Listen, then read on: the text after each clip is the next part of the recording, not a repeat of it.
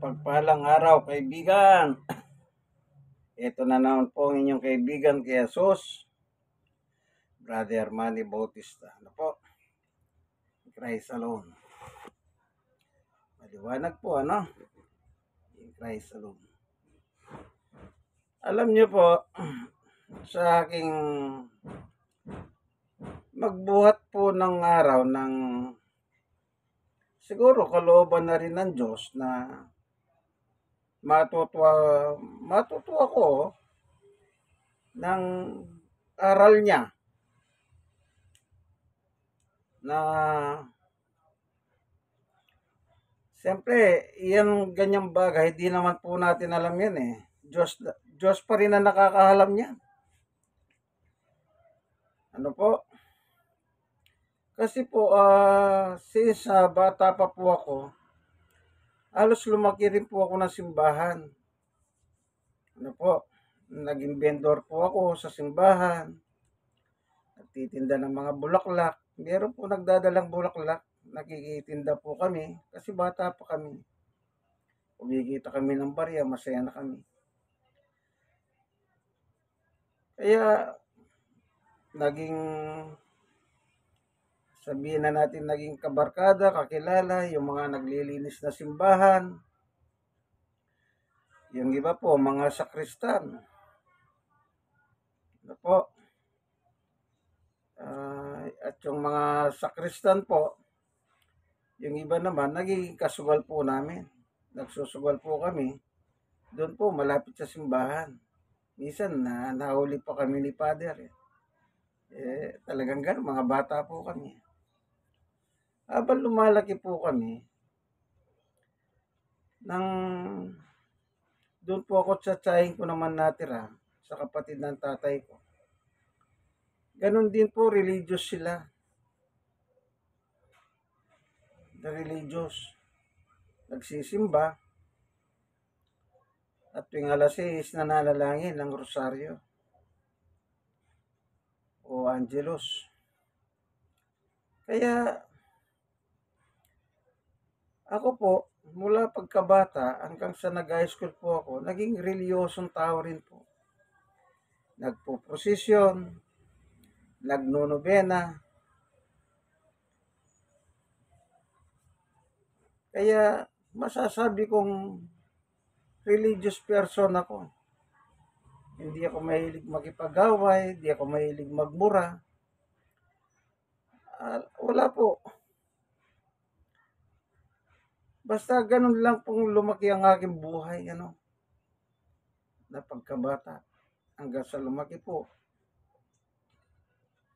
Then nag-aral. Yun nga po, hindi po ako nakatapos ng kolehiyo. Ano po? Pero nakapag-kolehiyo naman ako. Hindi nga lang natapos. Maaga po akong nagkaroon ng pamilya. Ganun pa man, nature ko na po talaga ang makapakinig ng salita ng Diyos. Nung nasa Baguio City naman po ako, doon po na ako nagtrabaho. Nakikinig rin po ako. May mga pangangaral po sa outdoor. Meron pong isang university na dadadahanan ko na nagpe-fellowship po sila. Pumupunta rin po ako sa simbahan sa Baguio. Pag may problema ako, nananalangin ako. Kasi po, mula sa pagkabata ko, naging nature ko na po pumupunta ng simbahan sa amin. Hanggang sa nagkaroon po ako ng pamilya, nagtrabaho ko, ganoon pa rin. Nakakapakinig ako ng salita ng Diyos, mga pangangaral sa kalsada.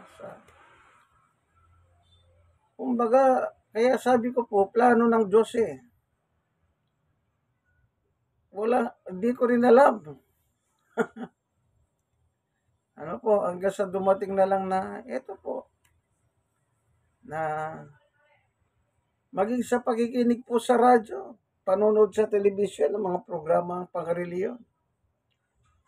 Marami po. Kaya marami rin po akong natututunan at nalalaman ko po yung aral ng iba't ibang mga reliyon. So, siguro po, plano ng talagang Diyos na maging ganito ako, magsishare ng Word of God.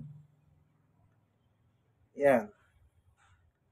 Eh, Diyos po ang nagplano nito. Hindi ko po pinlano ito. Basta, ito na po ako nagbabahagi ng salita ng Diyos.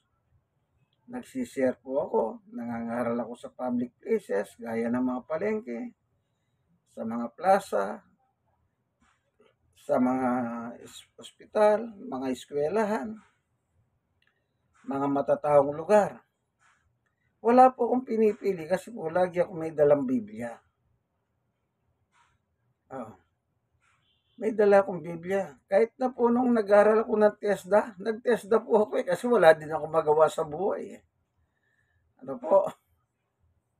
Kahit sa eskwela pinag-aaralan ko ng TESDA, pag wala pa yung professor namin, nilalabas ko yung Bible, sinisiran ko yung kapwa ko estudyante. Ano po? Nagtrabaho din po ako sa real estate. Kapag pupunta na po kami sa isang location, pag nakasakay po kami doon sa service, bigla ko po nilalabas ang Biblia ko at sinisira ko yung mga kapwa ko ayente ng lupa bahay. Sabi nga nila, may kasama pala tayong padre.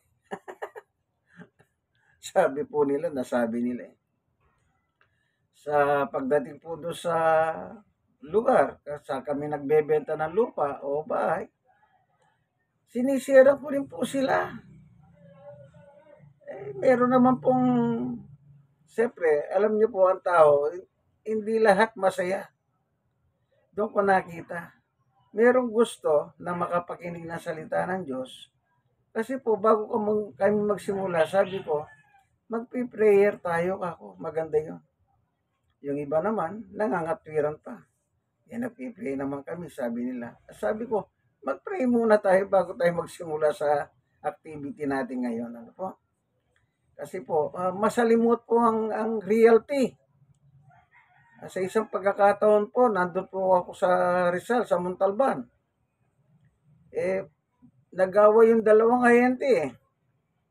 Yung isang ahente po, naglabas pa ng maliit na lanseta. Nandun na, saksiyan ko po yung pag-ahaway nila . Tungkol lang po sa mga taong dumarayo ron na nagtatanong. Kasi po sa mga realty, meron po palang attendance yan. Mag-attendance kayo. Lahat ng walk-in,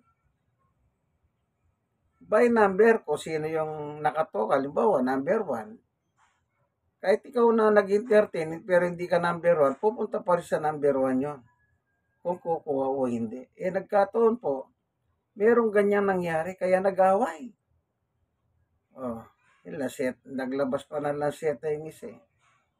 Kaya, alam niyo po, marami na rin ako naranasan, aksidente, muntik na ako mamatay. Nung nag-aaral po ako sa probinsya.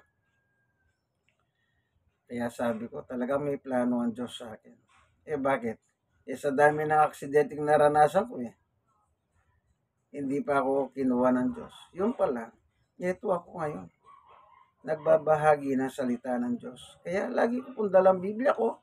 Kahit saan ako magpunta, pag nakakita ko ng medyo marami-raming tao, sinisiran ko sila. Napo, ang katwiran ko, salita ng Diyos ang dala ko . Sa isang pagkakataon po, mayroong isang lugar na halo-halo ang tao. Meron po akong kakilalang pulis nagsabi sa akin, mag-ingat ka sa lugar na yan. Yung palang pulis na yun, na-assign po doon sa lugar na yun. Maraming nagpapatayan dyan, sabi niya.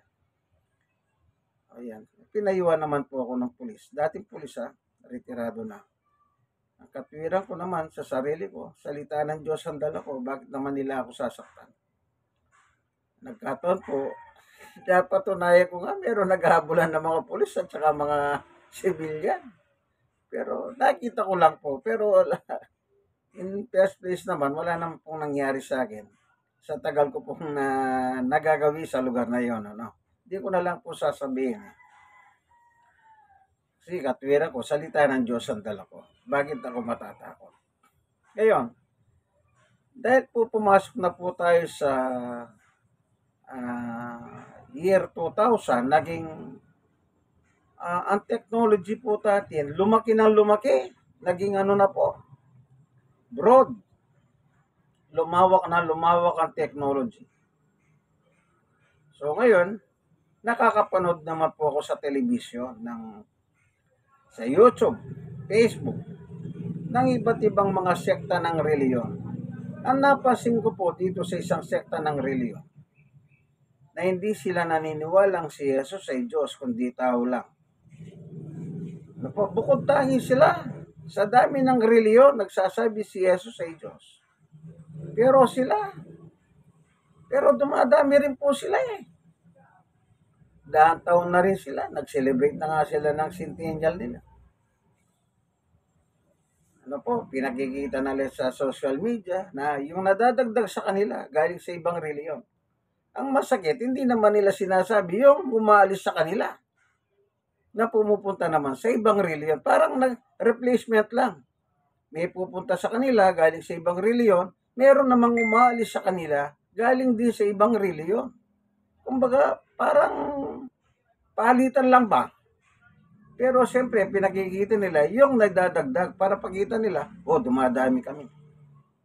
Hindi nila alam, meron palang umaalis. Ano po?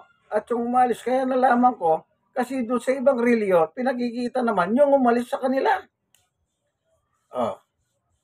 Parang competition din po eh, no? Yung iba naman, nagbalik na sa amin, kanila. Kaya doon ko nakikita, dahil sa high-tech ng technology ngayon, sa internet, Facebook, YouTube, kung ano na, halos lahat makikita mo na, marireveal na.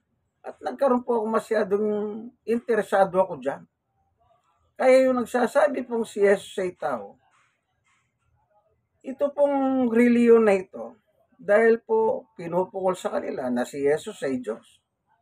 Kaya ang ginagawa nila, inaalungkat nila yung mga lumang kasaysayan na kailan lang daw nagsimula, na sinabi si Jesus ay Diyos sa ganitong taon, ganitong and so forth and so on. Nagkakalkal sila ng maraming history. Mapapansin niyo po sila sa kanilang programa sa television. Ang dami pong Biblia sa harapan nilang ganyan. Iba't ibang klaseng salin ng Biblia ang kanilang ginagamit. Ano po? Para patunayan lang yung kanilang doktrina. Ganito po ang ugali nila. Kapag ang isang talata hindi po pumapanig sa kanila, hindi nila babasahin yan. Pero yung pumapanig sa kanila, yun ang gustong-gusto nilang basahin. Ano po? Talagang gumagamit po sila ng iba't ibang talata ng Biblia at ibang salin ng Biblia. Pero kapag yung Biblia ginagamit nila, yun naman ang gagamitin mo para sanggahin yung kanilang doktrina, isa lang ang sasabihin nila sa iyo. Maling salin yan. Nakapagtataka, ginagamit nila. Pagpabor sa kanila, gagamitin nila. Pagbabasahin mo doon sa Biblia na yon, na yung kontra sa kanila, ang isasagot nila, maling salin yan. Nakapagtataka ano po, may konting kasinungalingan, pandaraya. Pag silang gagamit, good Biblia yan. Pag ikaw ang gumamit ng Biblia, ginamit nilang yon, ang sasabihin nila, maling salin. Meron pa silang tinatawag dyan eh, bukod sa maling salin eh. Sa wikang English yun eh. Hindi ko lang maalala. Okay? Mag-pray muna tayo. Panginoong Diyos, samahan mo po kami sa aming pag-aaral ng iyong ebanghelyo sa umagang ito, sa tanghaling ito, sa gabing ito. Upang mabuksan ang puso at isip ng bawat isa sa amin, mga nanonood, nakikinig ng aking munting video. Salamat po sa ngalan ni Jesus. Amen. Ang ginagamit nilang batayan ay yung sinabi ni Jesus at sinabi ni Apostol Pablo. Tignan po natin sa Biblia. Itong gamit ko, manipis lang. New Testament, ang Biblia.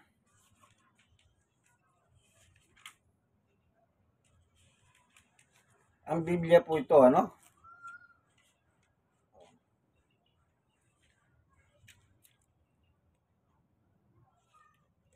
Ang bagong tipan ng ating Panginoong Yesus at tagapagligtas na si Yesus Kristo.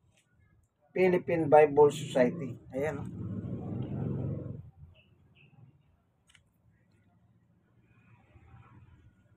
Ito pong ginagamit nila. Ito po.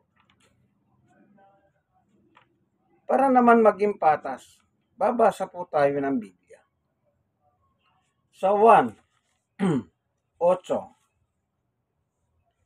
Ganito po ang nakasulat. Ano po? Yan.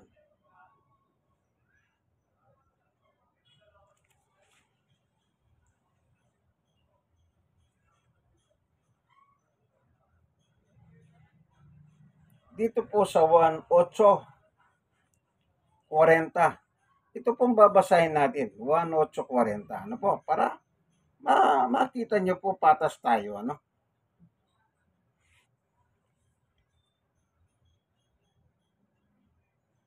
Datapwat ngayoy pinagsisikapan ninyo akong patahin na taong sa inyo'y nagsasaysay ng katotohanan na aking narinig sa Diyos. Ito'y hindi ginawa ni Abraham. Yon. Ito pong 1:8:44 ang paborito nilang ginagamit. Kasi nga, mismo nga ang Panginoong Yesus ang nagsabi. Ulitin natin.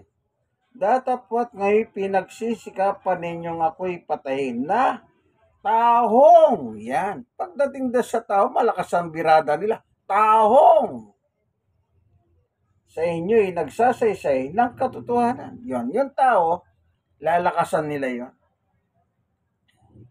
Si Jesus po nagsabi dito eh.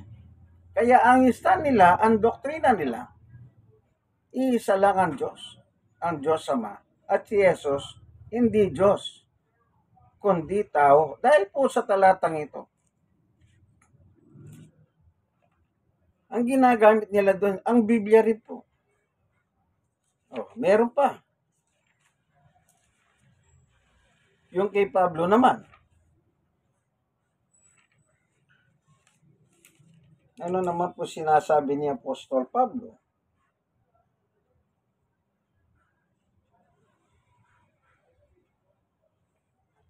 Gamit tayo ng magnifying glass. Yeah. Sa unang Timoteo 2:5. Ito naman. Sapagkat may isang Diyos at may isang tagapamagitan sa Diyos at sa mga tao, ang tahong si Kristo Jesus. Yan. Pagkatao, nilalakas nila yan. Ano ba? Ayan. Yung sulat ni Lord Jesus na ako'y taho nagsasaysay ng katotohanan. Yun ang gusto nila. At pagkatapos yung sinabi ni Apostol Pablo, tahong tagapamagitan sa Diyos at tao. Biblical na biblical pa. Kung ikaw ang wala kang kamalay-malay sa Biblia at binasa sa harap mong ito, maniniwala ka nakasulat po sa Biblia eh. Sasabi, ayan, nakasulat sa Biblia. Letra por letra yan. Oh. Talagang madadali ka kung wala kang alam sa Biblia. Pag sinabi mo naman, ay hindi totoo yan. Si Jesus ay Diyos, kamo naman. Meron naman silang isasagot muli. Sandali lang po, kukunin ko yung menu at saka Old Testament ng ang Biblia. Ano po? Ito po, King James Version.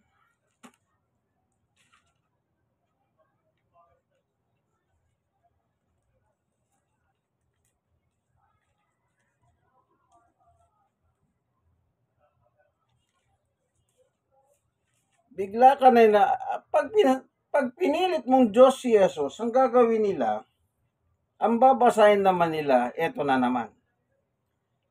Para sigurado. Isaiah 46:5. Kanino ninyo ako'y tutulad at ipaparis at iwawangis ako upang kami magkagaya? Ayan, ano po? Yun ang tanong ng Diyos. Kanino ninyo ako ipaparis? Sa 9, inyong alalahanin ang mga dating bagay ng una, sapagkat ako'y Diyos at walang iba liban sa akin. Ako'y Diyos at walang gaya ko. Yun. Maliwanag sabi ng Diyos sa lumang tipan, dito po sa Isaiah 46, chapter 46, 5 and 9. Sabi ng Diyos, walang katulad ko.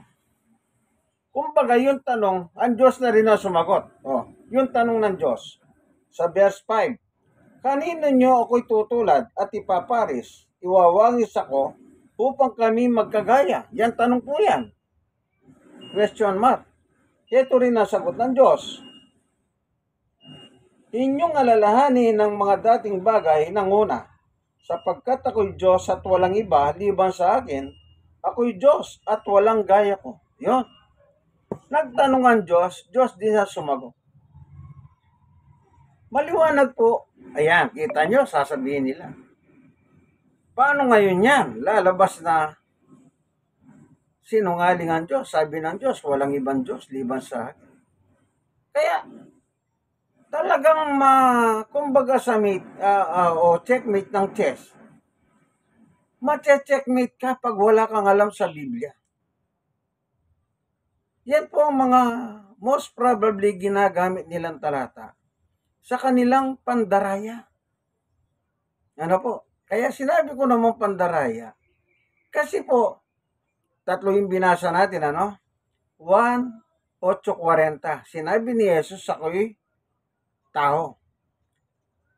Unang Timoteo 2:5, sabi naman ni Pablo, si Jesus, tao, tagapamagitan.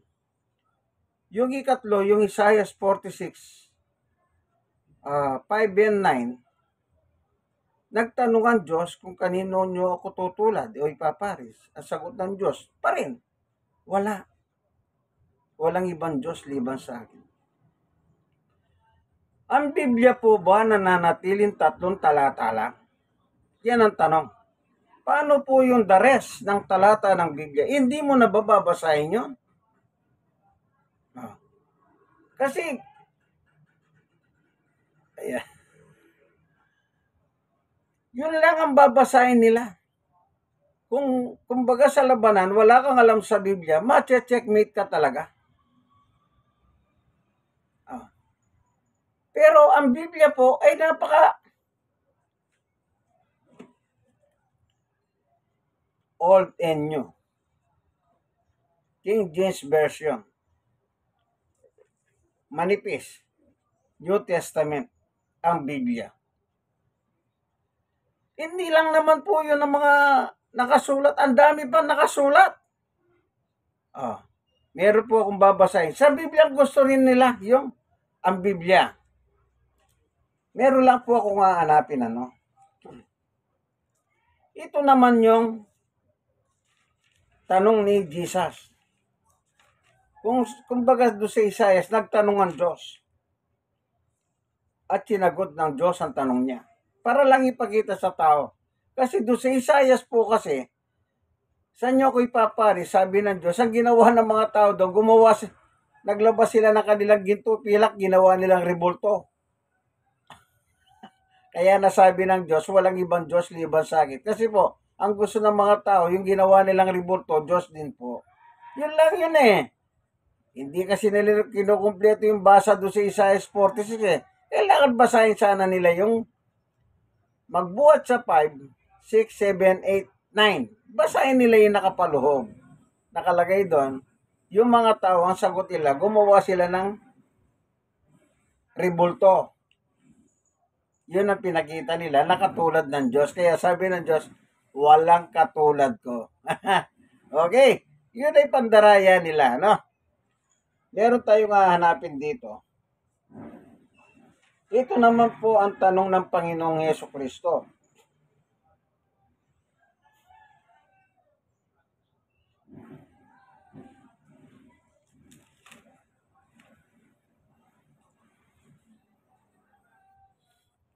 Ito po.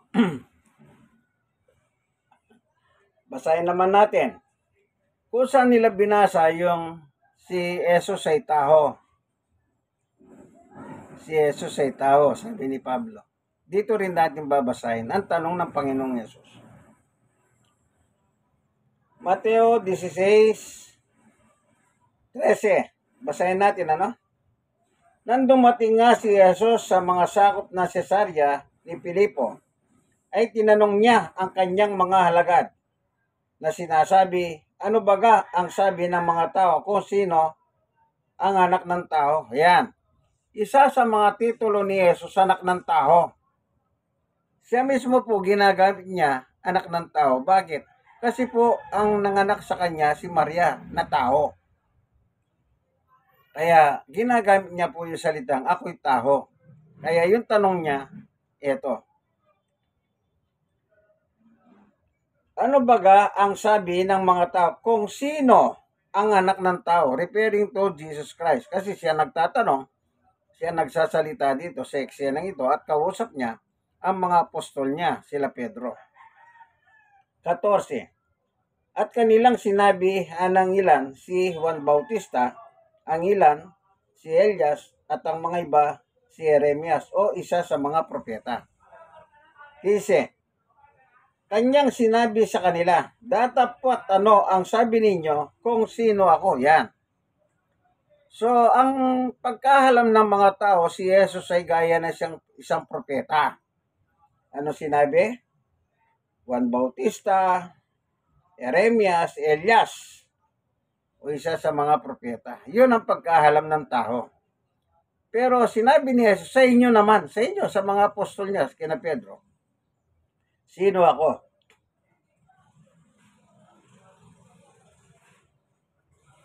Sa 16, sagot ni Pedro, at sumagot si Simon Pedro, at sinabi, ikaw ang Kristo, ang anak ng Diyos na buhay.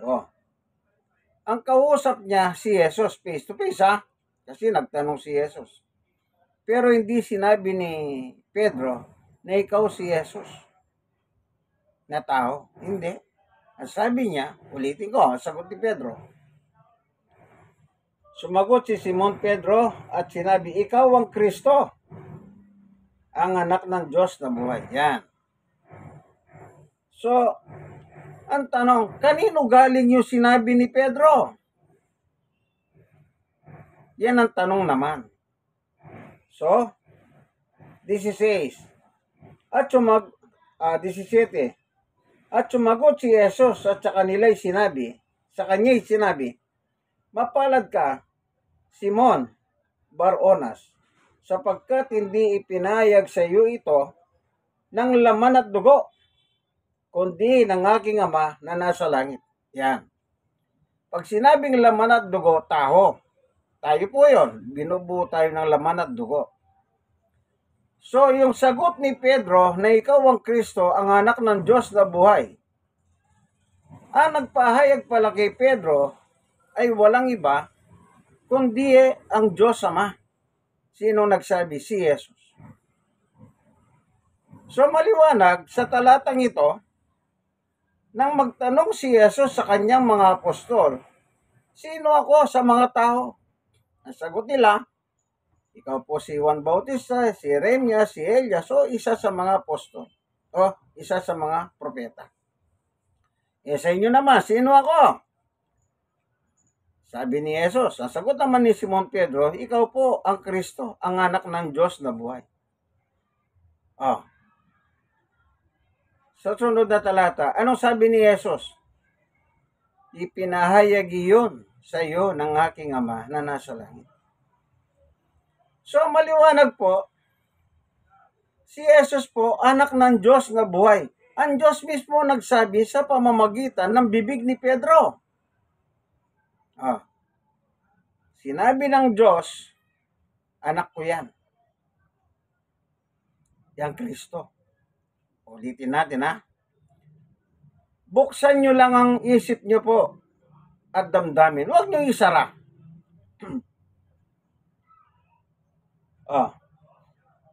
Sa verse 15, kanyang sinabi sa kanila, datapwat, ano ang sabi ninyo kung sino ako?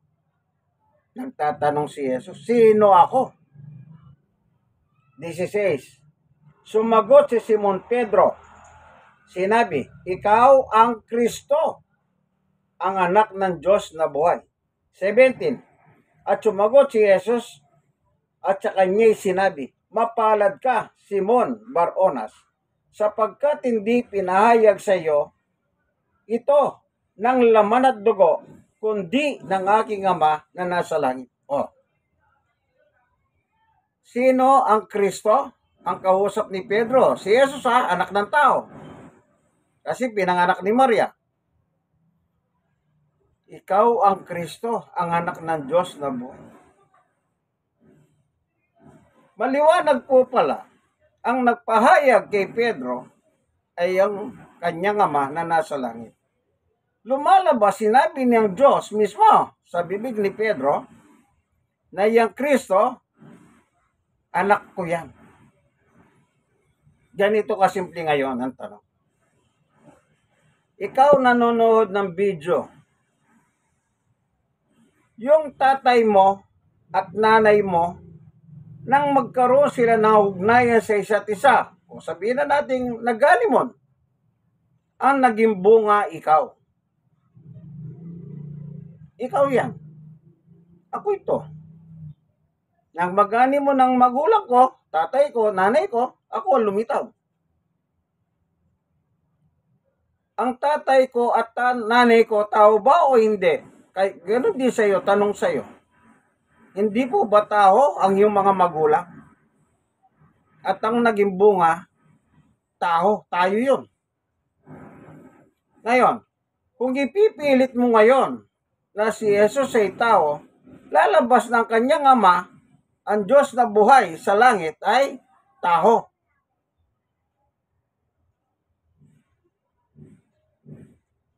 Ano po? Tignan natin si Jesus tungkol sa kanyang Ama. Tao ba ang kanyang Ama? Meron po tayong babasahin.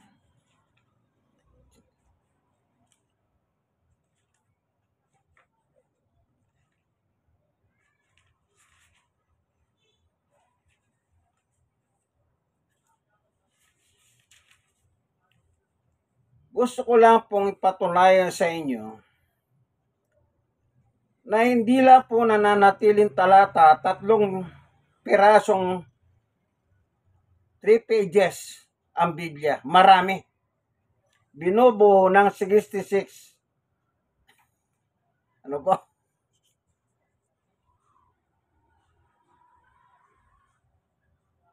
Ganito po, basahin naman natin yung nakasulat sa Lucas 24:39. Tignan ninyo ang aking mga kamay at ang aking mga paha. Ako rin nga. Ipuin ninyo ako, tignan at tignan. Sapagkat ang isang espiritu ay walang laman at mga buto na gaya ko. Yan, ito pa yung isang ginagamit nila. Si Jesus ang nagsasalita rito. Siya po ay nagsasalita. Anong sabi niya? Ulitin natin, ano? Sa Lucas 24:39. Tingnan ninyo ang aking mga kamay at aking mga paha. Ako rin nga.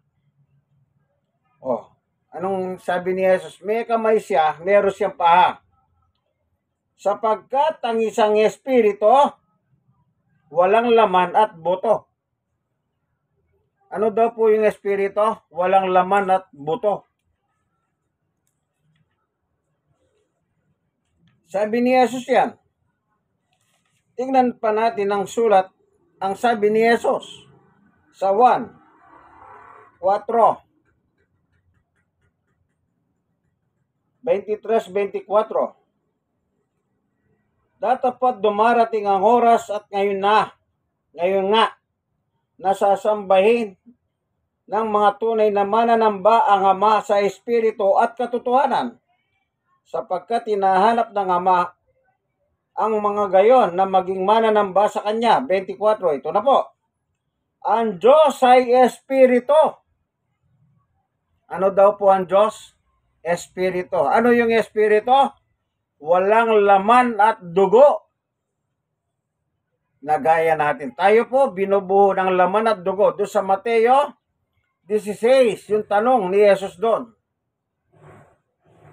Anong sabi? Pedro, ipinahayag ito sa iyo ng aking Ama. Ano yung Ama ni Jesus? Espiritu. Ano yung Espiritu? Walang laman at dugo. Walang anyo. Sa madalit salita, hindi siya nakikita. Tuloy natin ang basa. 24. 1:4-24. Ang Diyos ay Espiritu, at ang sa Kanya'y nagsisamba ay kinakailangan magsisamba sa Espiritu at sa katotohanan. Maliwanag po sa mga talatang binasa natin sunod-sunod. Ang kanyang Ama na nasa langit, walang laman at dugo. Kung ipipilit mong si Jesus ay tao, paano na ngayon? Di nagkagulo-gulo na. Ang sabi ng Diyos, meron pa tayong babasahin. Anong tawag ang tawag ng Diyos kay Jesus? Kung mapapasin po ninyo, nagbabasa po tayo ng mga verse sa Bible kung saan sila kumuha ng verse na pinatutunayan nilang tao si Jesus. At tayo naman, patutunayan natin, titibagin natin yung aral nila sa Biblia rin ginamit nila. Maano po kayo? Marami kayong matututunan. Mateo 17:5. Samantalang nagsasalita po si San Pedro. Narito ang isang maningning na alapahap ay lumilim sa kanila. At narito ang isang tinig na mula sa alapahap na nagsasabi, ito ang sinisinta kong anak, na siya kong kinalulugdan, siya ang inyong pakinggan. Ang tinuturo ng Diyos na nagsasalita sa langit, ito ang sinisinta kong anak.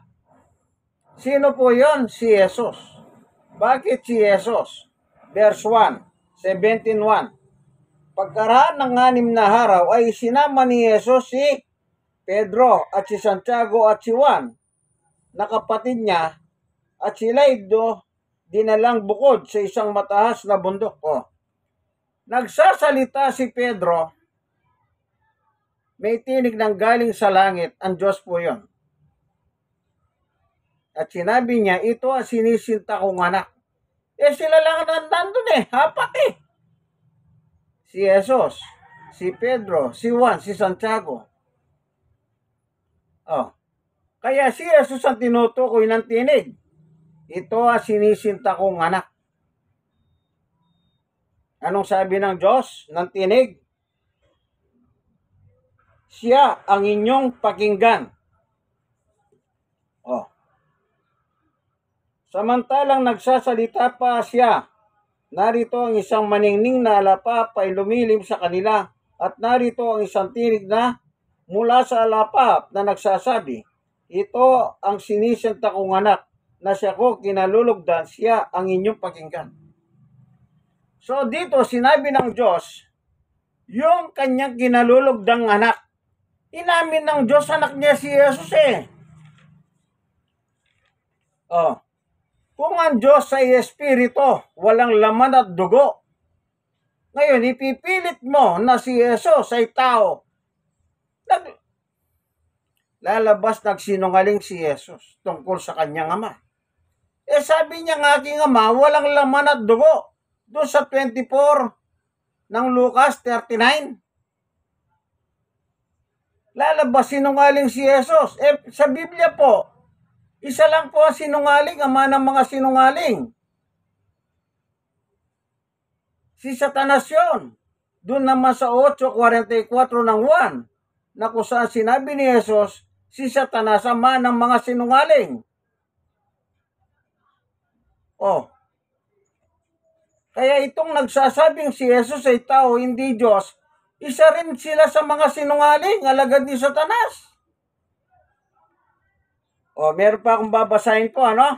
Anong sabi niya? Ito sinisinta kong anak na si Jesus. Dito naman po sa 1. Chapter 3. Meron pong nakalagay dito. Tignan po natin, ano?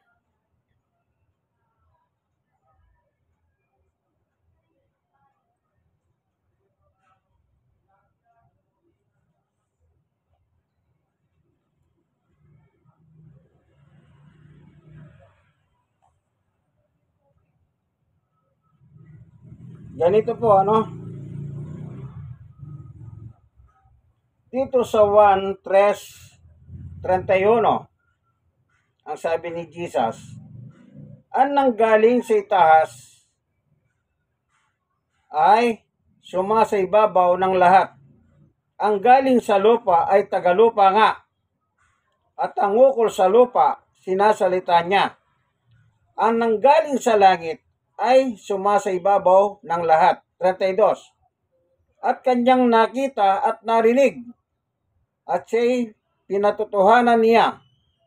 Walang taong tumanggap sa kanyang patutuho. 33. Ang tumanggap ng kanyang patutuho ang naglagay dito ng kanyang tatak na ang Diyos ay totoo. 34. Sapagkat ang sinugo ng Diyos ay nagsasalita ng mga salita ng Diyos, sapagkat hindi niya ibinigay ang Espiritu sa pamamagitan ng sukat. 35. Ito na po.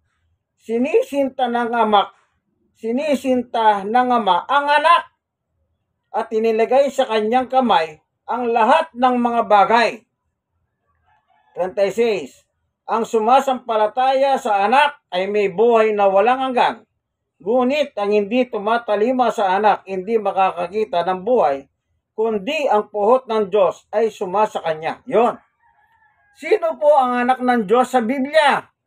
Ang sabi ng Diyos, ito ang sinisinta kong anak. Sino yon? Si Jesus. Maliwanag po. Inamin ng Diyos ng kanyang anak ay si Jesus. Si Jesus ba tinawag niyang ama ang Diyos? Opo. Babasahin din natin dito sa 1. Kung tinawag niyang ama ang Diyos. 1:17:1.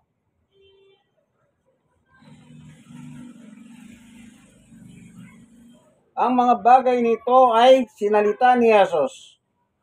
At sa kanyang pagtingala ng kanyang mga mata sa langit, ay sinabi niya, Ama, dumating na ang oras, walatin mo ang iyong anak, upang ikaw ay walatin ng anak. Yun. Tawag ni Jesus sa Diyos, tumingala sa langit. Ama. Oh.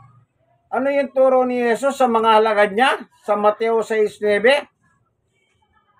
Nang magtanong ang mga alagad, turuan mo kaming manalangin gaya ng ginagawa ni Juan na tinuturuan ng kanyang mga alagad. Ito sagot ni Jesus. Mateo 6:9. Magsidalangin nga kayo ng ganito. Ama namin na nasa langit ka, sambahin nawa ang pangalan mo. Maging ang mga apostol ng turuan na manalangin ni Jesus, ang pinatatawag ni Jesus sa kanyang ama, Ama naming nasa langit ka. Kasi po, mga halaga dito, mga apostol, sila Pedro. Kaya tinuturuan silang manalangin. Ama namin nasa langit ka, sambahin ang pangalan mo. Maliwanag po, yung naturuan ni Jesus, tinuruan sila na ang tawag nila sa kanyang ama ay Ama rin. Ama rin. Tinawag ni Jesus na Ama, ang kanyang ama. Ano po? Wala pong yan. Walang dagdag, walang bawas, walang cut.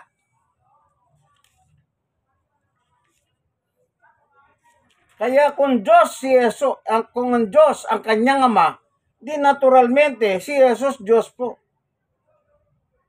Kung tunay na Diyos ang ama, tunay din pong Diyos si Jesus kasi anak siya ng Diyos. Pag sinabi mong si Jesus ay tao, lalabas ng kanyang ama sa langit ay taong gaya niya. Kung Moses lang po wag na po kayong magpaloko. Ano po? Kung Moses lang. Kaya sinabi ko, ako, tatay ko, nanay ko, tao. Ikaw, tatay, nanay mo, tao. Ikaw ang lumitaw, ako rin ang lumitaw, tao. Magkakatulad tayo. Wag po kayong buksan nyo lang ang inyong isip. Dito naman po, Hebreo 2:14. Dahil sa ang mga anak, mga anak, ibig sabihin, marami ang anak, ay may mga sige na, ayusin natin, Hebreo 2:14, dahil sa ang mga anak ay mga may bahagi sa laman at dugo, tinutukoy niya mga anak. Yung manampalataya kay Jesus, tinatawag sila ng anak ng Diyos. Yun ang tinutukoy po rito ng Hebreo 2:14 na merong laman at dugo. Tuloy natin. Siya na may gayon din nakabahagi sa mga ito. Ang tinutukoy niya si Jesus nakibahagi upang sa pamamagitan ng kanyang kamatayan ay kanyang malipol, yahong may paghahari sa kamatayan sa makatwid bagay ang dyablo. Yan.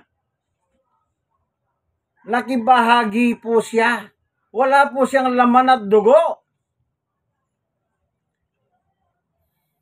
Kailan nangyari yon?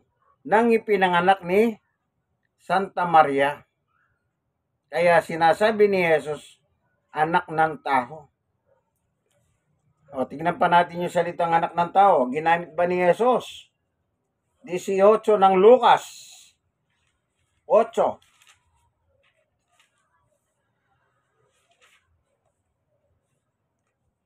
Ginagamit po natin ang Biblia. Ito. Sabi ni Jesus, sinabi ko sa inyo na sila'y madaling igaganti niya. Gayon may pagparito ng anak ng tao. Ginagamit ni Jesus anak ng tao nung nangangaral siya. Kasi nga, ipinanganak siya ni Maria. Gayon may pagparito ng anak ng tao, makakasumpong kaya siya ng pananampalataya sa lupa. So maliwanag po, si Jesus po walang laman at dugo, nakibahagi lang po siya. Gaya na nakasulat sa Hebreo 2:14. Yung mga anak na tinutukoy, mga anak, may basahin nga natin muli. Dahil sa ang mga anak ay dahil sa ang mga anak ay mga may bahagi sa laman at dugo. Yung mananampalataya kay Jesus na ginawang anak ng Diyos, may bahagi sila sa laman at dugo. Tuloy. Tungkol naman kay Jesus, siya naman, si Jesus na po ito, tinutukoy si Jesus, siya na may gayon ding nakabahagi sa mga ito. Ano yan? Laman at dugo. Upang sa pamamagitan ng kanyang kamatayan, kung hindi po siya nakibahagi sa laman at dugo, mapapatay mo ba ang Jesus na ito? Ang Diyos ay Espiritu. Kaya si Jesus po sa langit, Espiritu din po siya. Yun ang Kristo. Sabi ni Pedro, ikaw ang Kristo, ang anak ng Diyos na buhay. Paano tayo matutubos sa kasalanan sa ibabaw ng cross? Kung hindi siya nakibahagi sa laman at dugo, gaya natin, nakabahagi tayo sa laman at dugo. Yung tao may laman at dugo. Si Jesus nakibahagi. Wala po siyang laman at dugo.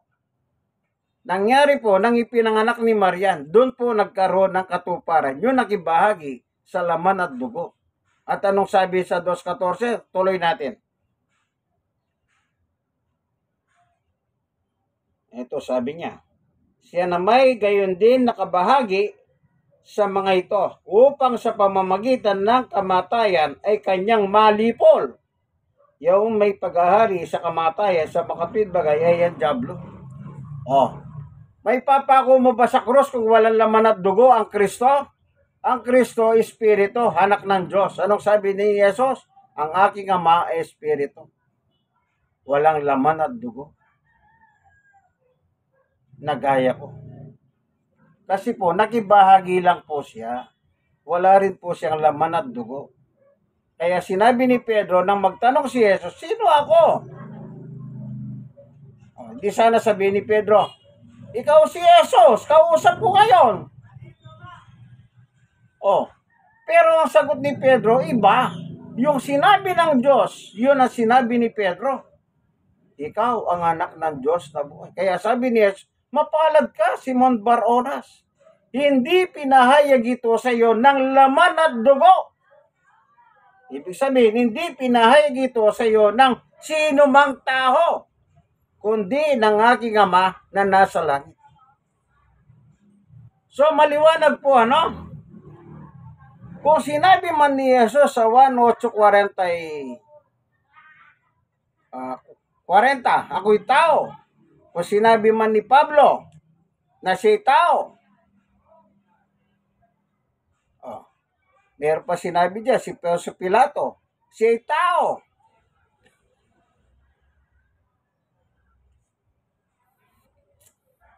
Ugatin po natin. Bago siya nakibahagi sa laman at dugo, sino siya? Siya ang anak ng Diyos na buhay. Amen! Kung ang Diyos ay kanyang ama, naturalmente, ang kanyang anak ay Diyos din, na gaya ng kanyang ama. Magdalawa sila, mag-ama sila. Like father, like son. Kung ang Diyos ay Diyos, natural, ang anak ay Diyos din, gaya ng kanyang ama. Common sense lang po. Kaya sabi ko, buksan nyo lang ang puso at isip ninyo. Kung kayo tao, ang inyong magulang tao. Yung kalabaw, pag nanganak, kalabaw din. Yung manok, pag nanganak, manok din. Yung mga puno, yung saging, pag nanganak, saging din. Yung, ano ba yun? Suwi. Kung anong tawag doon. Yung puno, yung buto, itanim mo. Pag lumabas, ganun din po. Kung saan nanggaling yung prutas.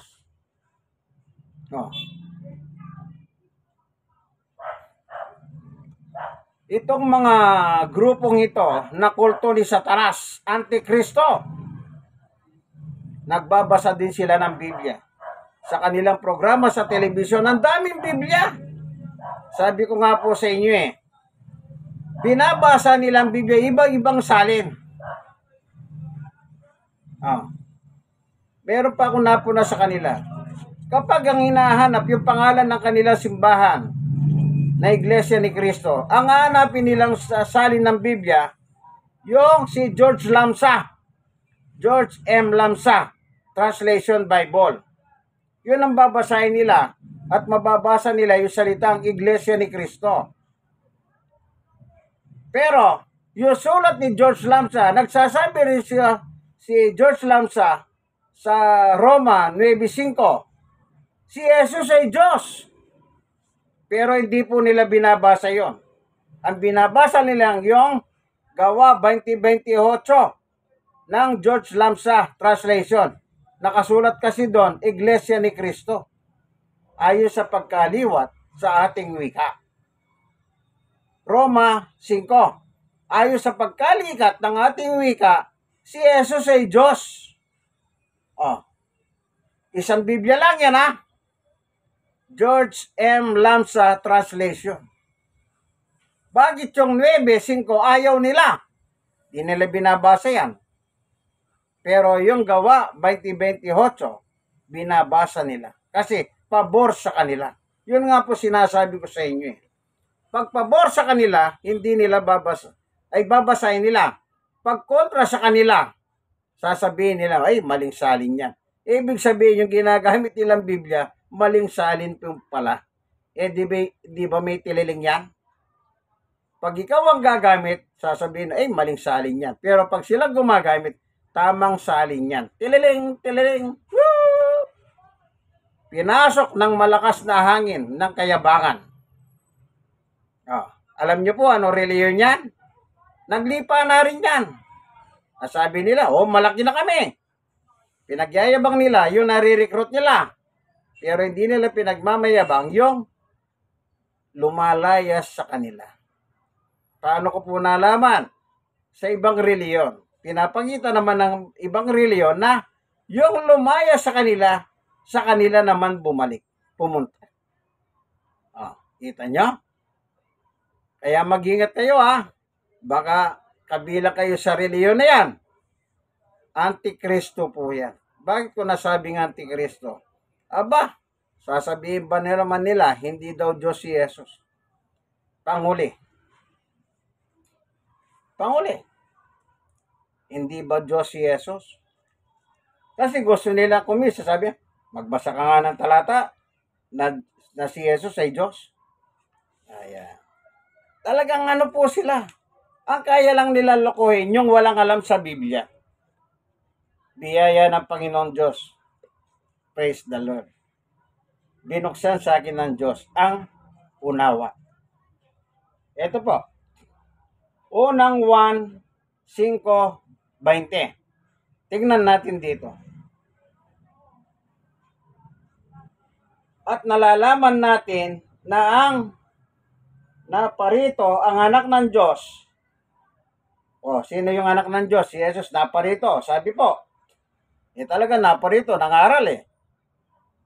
At nalalaman natin na naparito ang anak ng Diyos. Si Jesus po yan. At tayo'y binigyan ng pagkaunawa. Yun ang sinasabi ko. Praise the Lord. Binigyan ako ng pagkaunawa ng Panginoong Yesus. Amen! Tuloy. At nalalaman natin na naparito ang anak ng Diyos at tayo'y binigyan ng pagkaunawa upang ating makilala siya na totoo. Sinong siya? Si Jesus. At tayo'y nasa Kanya na totoo sa makatuwid bagay sa Kanyang anak. Na si Jesucristo. Ito ang tunay na Diyos at ang buhay na walang hanggan. Tunay na Diyos si Jesus at buhay na walang hanggan. Ayan, maliwanag. Letra por letra, meron po nakasulat na si Jesus ay tunay na Diyos. Hindi po siyang ama. Siya po yung anak. Ayun, nakabasa. Anak ng Diyos. Naparito. Nagbigay ng unawa. Salamat, Panginoong Yesus. Binigyan mo akong unawa sa katotohanan ito para may bahagi ko naman sa iba ito. Meron po bang dinagdag? Meron ba akong binawas? Letra por letra binaba. Gumagamit pa nga ako ng magnifying glass para wag akong magkamali sa pagbasa eh. Kung may Biblia po kayo, basahin nyo po ang Biblia. Lahat na sinabi ko, doon po Gumamit pa nga ako ng yung Isaiah sa lumang tipan ng King James Version, ang Biblia, para lang patunayan na yun sa Isaiah pandaraya nila sa mga tao. Kasi may nakapaloob doon. Gumawa ng mga ribulto ang tao. Kaya nasabi ng Diyos, walang kagaya ko. Amen. Salamat, Panginoon, sa katotohanan na binahagi mo po sa akin. Nawa yung manonood ng video ko, buksan mo rin po ang kanilang mga puso at isip. Dakilang Diyos, marami po salamat sa iyo. Kung sila man po may dalang kabigatan sa buhay yung paghahanin, kung may mga po iba't ibang sari-saring sakit, yung pagalingin. Kung namamali po sila ng pagkahunawa, buksan mo po ang isip nila at damdamin. Gaya ko na binuksan mo ang aking puso at isipan. Salamat po sa ngalan ni Jesus. Amen. Minsan pa, ito po ang inyong kaibigan kay Jesus, Brother Manny Bautista.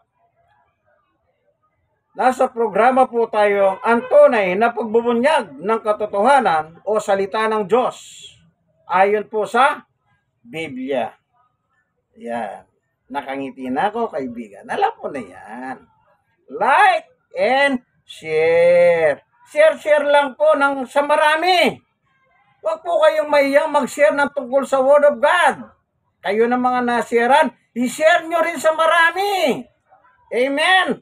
God is good all the time. All the time, God is good. God bless us all.